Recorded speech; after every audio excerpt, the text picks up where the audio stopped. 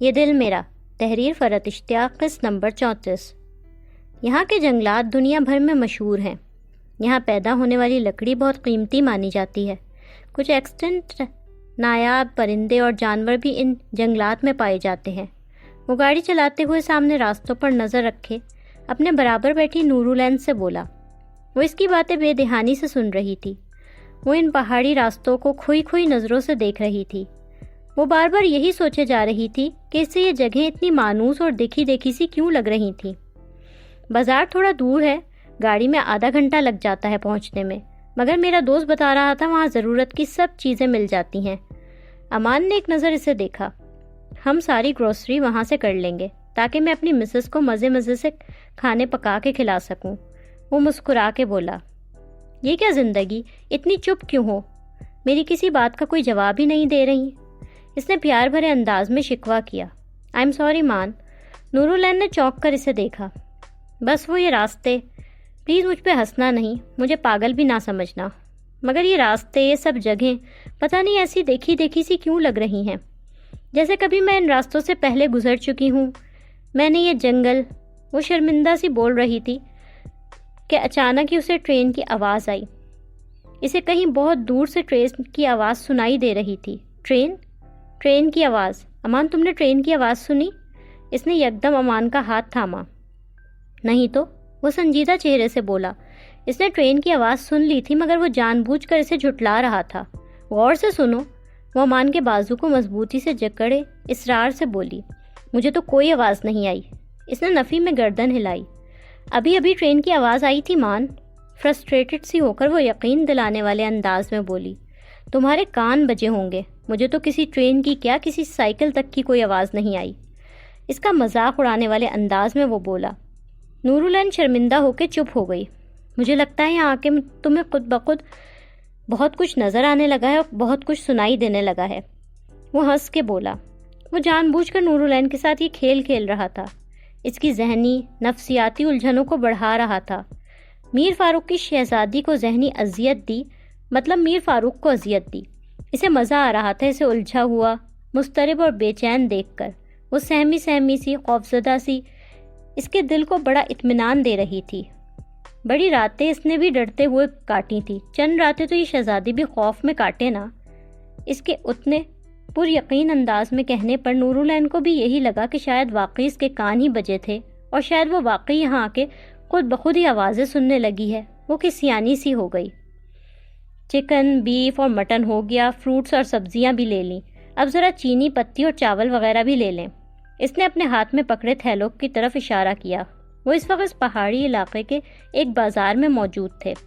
یہاں دکانیں بھی تھیں اور ریڑھی والے بھی تھے۔ مقامی لوگ خریداری کرتے نظر آ رہے تھے۔ مرد اور بچے زیادہ تھے، عورتیں کم تھیں، اور جو تھیں وہ بہت پابردہ تھیں۔ نورالعین نے وہاں کا ماحول دیکھ کے اسکارف سر پہ سے لے لیا تھا۔ وہ صرف امان کی خاطر خود کو خوش ظاہر کرنے کی کوشش کر رہی تھی، لیکن اندر سے وہ بہت ڈسٹرب تھی۔ لاؤ ایک تھیلا مجھے دے دو، میں پکڑ لوں۔ اس نے اسے اکیلے اتنے سارے تھیلے پکڑے دیکھ کے سنجیدگی سے کہا۔ رہنے دو، تمہیں کہاں عادت ہے کوئی کام کرنے کی، میں پکڑ لوں گا۔ امان نے مسکرا کے نفی میں سر ہلا دیا۔ وہ دونوں کریانے کی دکان پر آئے تھے۔ بھائی ایک پیکٹ پتی کا دے دو، کلو چینی اور کلو ہی چاول بھی دے دو، ایک ڈبل روٹی اور لیٹر دودھ کا ایک ڈبہ بھی دے دو۔ اس نے جلدی سے آئٹم گنوائے۔ نورالعین نے اس کے اتنے دیسی انداز کو بغور اور خاصے تعجب سے دیکھا۔ جی صاحب۔ دکاندار خوش اخلاقی سے مسکرایا اور پھر چھوٹے لڑکے کو آواز دی، بیٹا صاحب کا سامان نکال۔ ماچس بھی دے دینا بھائی۔ یہاں کے نہیں لگتے صاحب، شہر سے آئے ہیں۔ دکاندار اٹھ کے چینی اور چاول خود وزن کر کے اس کے لیے نکالنے لگا، جبکہ باقی سامان اس کا چھوٹا اندر سے لا کے کاؤنٹر پر رکھنے لگا۔ ہاں، گھومنے پھرنے۔ پھر مسکرا کے تعریفی انداز میں بولا، بڑا خوبصورت علاقہ ہے آپ لوگوں کا۔ وہ تو ہے صاحب۔ دکاندار بھی مسکرایا۔ ٹھہرے کہاں ہو صاحب؟ آگے کاٹیج میں۔ امان سرسری انداز میں بولا، ادھر بجلی کا بڑا مسئلہ رہتا ہے صاحب، ماچس کے ساتھ ساتھ موم بتیاں بھی لے لیں۔ ماچس نکالتے ہوئے دکاندار بولا، اچھا لائٹ کیا زیادہ جاتی ہے؟ اس نے مصنوعی فکر بھرے انداز سے پوچھا۔ زیادہ؟ بجلی آتی کم ہے، گئی زیادہ رہتی ہے۔ ایک بار چلی جائے تو پتہ نہیں ہوتا کتنے گھنٹے بعد آئے گی، بعض دفعہ تو 1-2 دن لگ جاتے ہیں، بجلی غائب ہی رہتی ہے۔ اوہ، یہ تو بڑا مسئلہ ہے واقعی، نورالعین پریشانی سے بولی۔ کاٹیج میں ابھی کام مکمل نہیں ہوا نا، اس لیے جنریٹر بھی ابھی وہاں نہیں ہے۔ امان ہلکی آواز میں سے بولا۔ پھر تو میرا خیال ہے ہمیں زیادہ ساری موم بتیاں لے لینی چاہیے۔ بھائی ایسا کرو، ہمیں موم بتیوں کے 4-5 پیکٹس دے دو اور ماچس کے بھی 2 پیکٹس دے دو، وہ دکاندار سے مخاطب ہوا۔ نورالعین اسے سوچتی نظروں سے خاموشی سے دیکھ رہی تھی۔ پہاڑوں پر رات جلدی ہو جاتی ہے، ادھر شام ہوئی اور ادھر فوراً ہی اندھیرا پھیل جاتا ہے۔ پہاڑوں پر اترتی شام کو وہ دیکھتے ہوئے اس سے بولا۔ وہ جواباً سنجیدہ اور خاموش تھی۔ اب کیا سوچ رہی ہے زندگی؟ امان نے اس کی خاموشی پر مسکرا کے پوچھا۔ سوچ رہی ہوں تم دکانداروں اور فروٹ سبزی بیچنے والوں سب سے اتنے دیسی انداز میں بات کر رہے تھے جیسے کوئی لوکل ہو، پوری بات بالکل سمپل اردو میں جو وہ سمجھ سکیں۔ اس کے لیے لہجے میں تعجب تھا۔ ڈبل روٹی، کلو چاول، کلو چینی، دیسی بول چال بالکل جیسے عام پاکستانی بولتے ہیں۔ اگر تمہارا ایکسنٹ انگلش نہ ہوتا نا تو تمہارا اتنا دیسی اور پاکستانی سٹائل دیکھ کے میں نے یہی شک کرنا تھا کہ تم یوں ہی سب کو امپریس کرنے کے لیے اپنے انگلینڈ میں سارا بچپن بلکہ ساری زندگی گزارنے کا جھوٹ بولتے ہو۔ ایکچولی تم پاکستان کے ہی کسی علاقے سے ہو اور وہیں تمہارا بچپن گزرا ہے۔ ایک لمحے کے توقف کے بعد وہ بولی، اگر ایمانداری سے بولوں تو تم مجھ سے زیادہ پاکستانی لگتے ہو۔ Even I can't talk so comfortably with a local fruit اور ویجیٹیبل والا. You are so at home here. تمہارے ہسبینڈ میں یہ کوالٹی ہے، جس جگہ جاتا ہے وہاں کے طور طریقے اور بول چال بہت جلدی سیکھ لیتا ہے۔ وہ پورا اعتماد انداز میں مسکرا کے بولا۔ اسے یہ معلوم تھا کہ نورالعین اس کی محبت میں بے وقوفی کی حد تک پاگل تھی، لہٰذا وہ اس پر کسی طرح کا شک کبھی بھی نہیں کر سکتی تھی۔ گاڑی کاٹیج کے نزدیک آ گئی تھی، اور لیں جی، انہی باتوں میں ہم کاٹیج بھی واپس آ گئے۔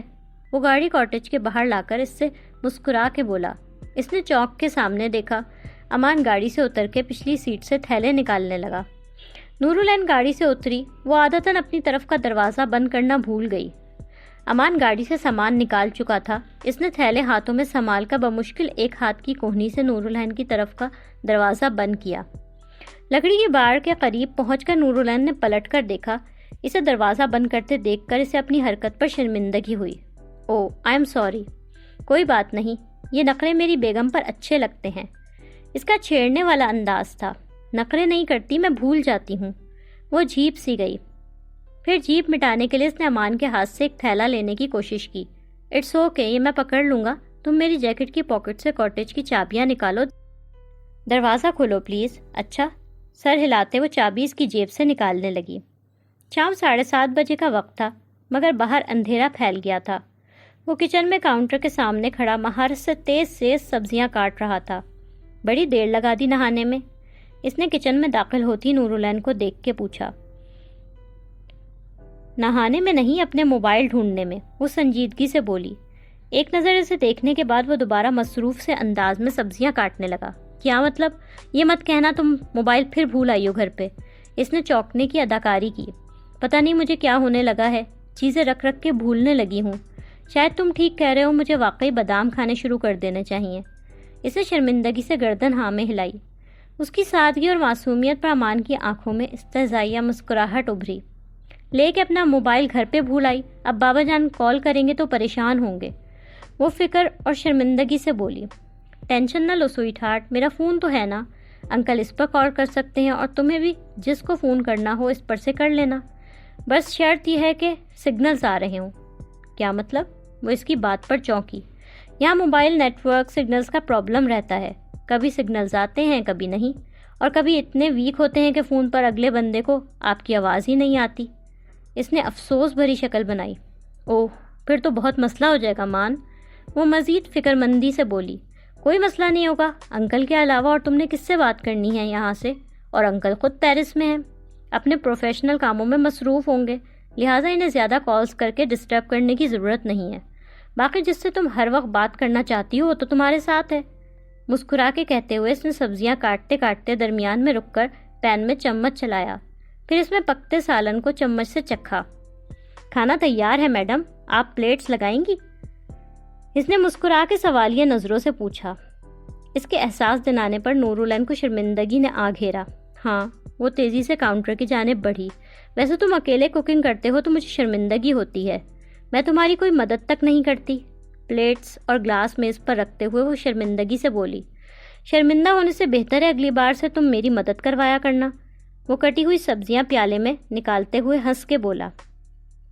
اب بتاؤ، یہ مزہ، یہ آرام اور یہ سکون تمہیں کیا کسی ہوٹل میں مل سکتا تھا؟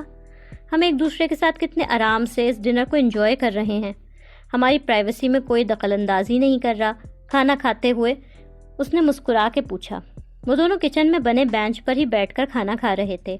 نورالعین کا فی الحال دھیان کاٹیج پر سے ہٹ گیا تھا۔ وہ کھانا پرسکون سے انداز میں کھا رہی تھی۔ ہاں یہ تو ہے، لیکن خیر ہوٹلز اتنے برے بھی نہیں ہوتے جیسا تم کہہ رہے ہو۔ ابھی وہ یہ کہہ ہی رہی تھی کہ اچانک لائٹ چلی گئی اور ہر طرف اندھیرا پھیل گیا۔ مان، اس نے خوفزدہ ہو کر فوراً مان کا بازو پکڑ لیا۔ لائٹ گئی ہے یار، اس میں ڈرنے کی کیا بات ہے؟ وہ بے حد مطمئن اور پرسکون انداز میں بولا۔ مجھے اندھیرے سے ڈر لگتا ہے مان۔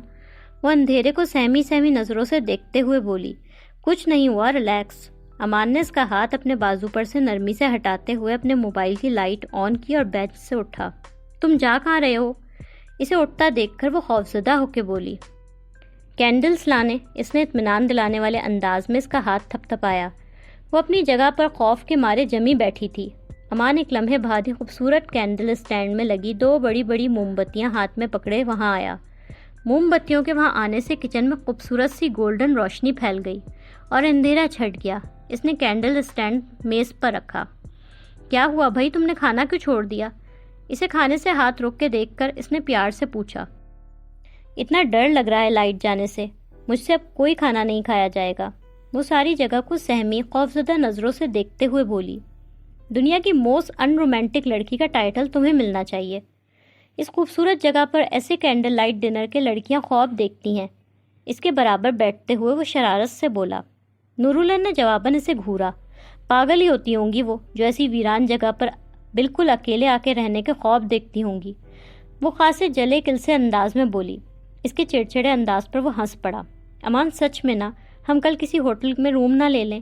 یہاں ہوٹلز بھی تو ہوں گے نا، ضروری ہے اس ویران کاٹیج میں ہی رہا جائے؟ ایک لمحے کے وقفے کے بعد وہ ذرا اصرار سے بولی۔ نہیں۔ اس کا انداز قطعی اور سخت تھا۔ پھر اپنے لہجے کی سختی کا اسے خود ہی احساس ہوا تو لہجہ دھیما کر لیا۔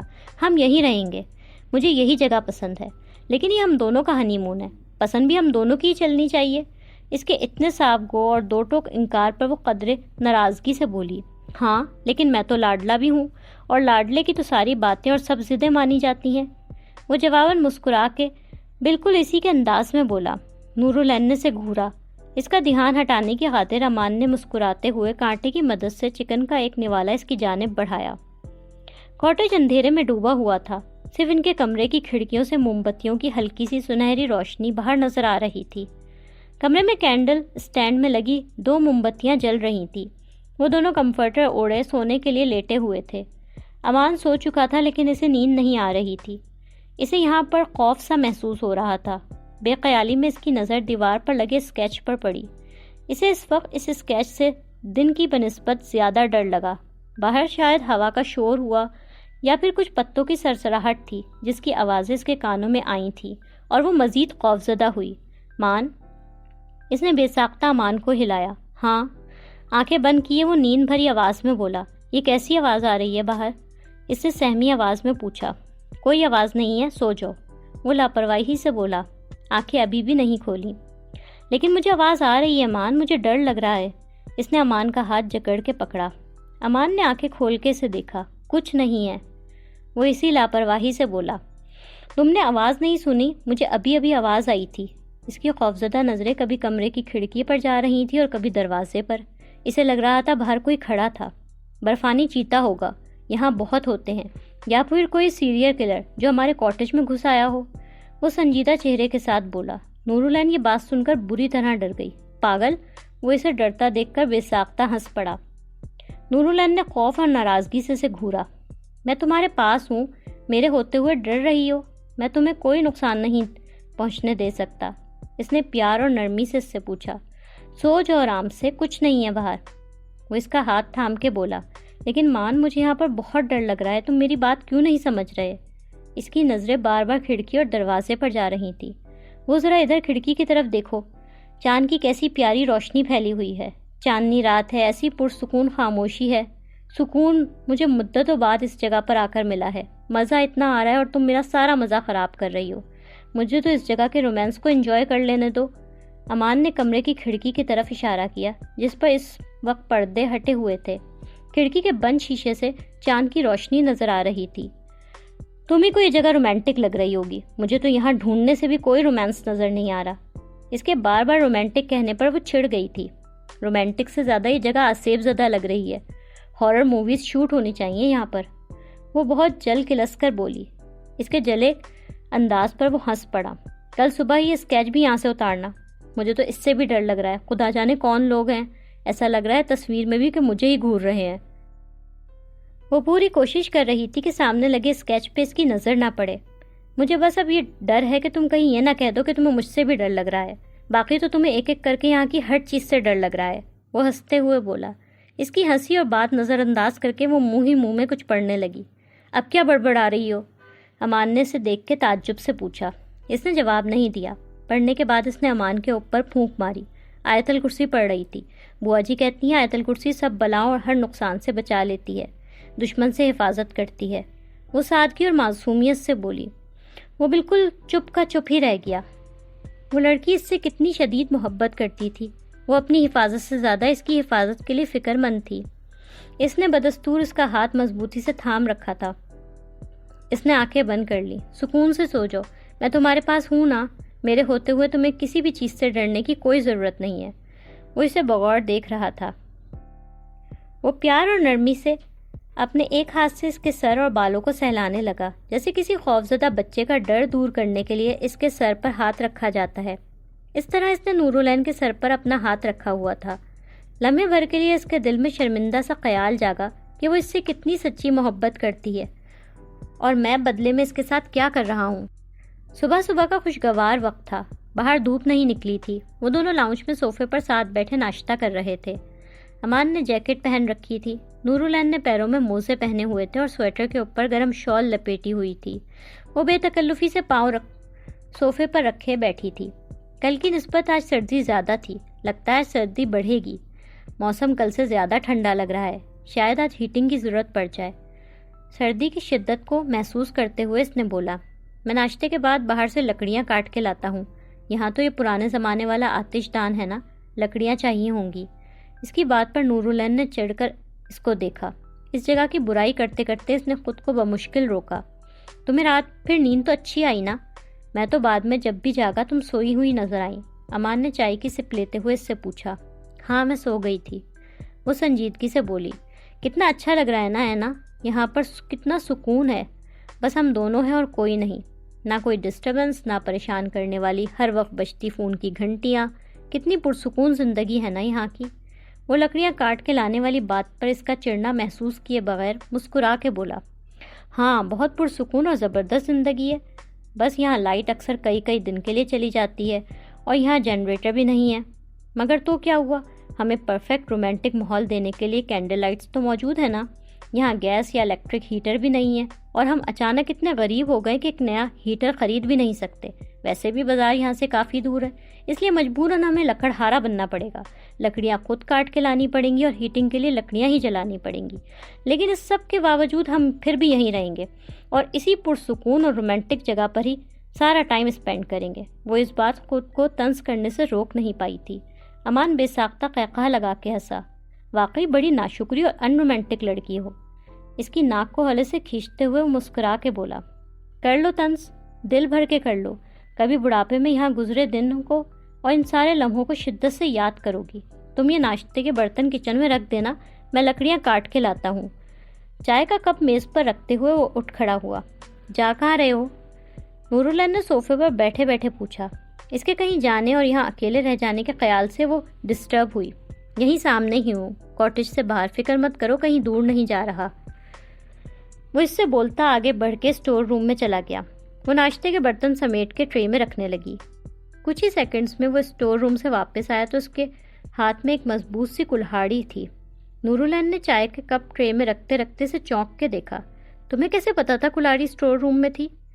کل دیکھا تو تھا دیوار پر لٹکی 2 کلہاڑیاں نظر نہیں آئی تھیں؟ وہ اس سے مسکرا کے بولتا کلہاڑی کندھے پر رکھے کاٹیج کے مین ڈور کی طرف بڑھ گیا۔ برتن سنک میں رکھ دینا، میں دھو دوں گا۔ میری نازک بیوی کو کہاں عادت ہوگی ان کاموں کی۔ آگے بڑھتے ہوئے گردن گھما کے وہ مسکرا کے بولا اور باہر چلا گیا۔ اس کے جانے کے بعد نورالعین بھی ناشتے کے برتن اٹھائے کچن کی جانب بڑھی۔ وہ کاٹیج کے سامنے نظر آتے جنگل کے کنارے پر موجود تھا۔ وہ جہاں کھڑا تھا وہاں سے کاٹیج واضح نظر آ رہا تھا۔ یہ زیادہ گھنا جنگل نہیں تھا، یہاں چند درخت تھے، جبکہ آگے سے گھنا جنگل شروع ہوتا تھا۔ پس منظر میں بلند بلند درخت دور دور تک نظر آ رہے تھے۔ درختوں کے کچھ ٹوٹے لکڑی کے ٹکڑے اس نے ادھر ادھر سے اکٹھے کیے تھے۔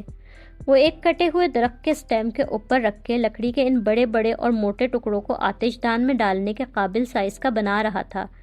وہ ٹری سٹیم پر لکڑی کا ٹکڑا رکھتا اور پھر کلاڑی سے اس پر زور سے ضرب مارتا تھا۔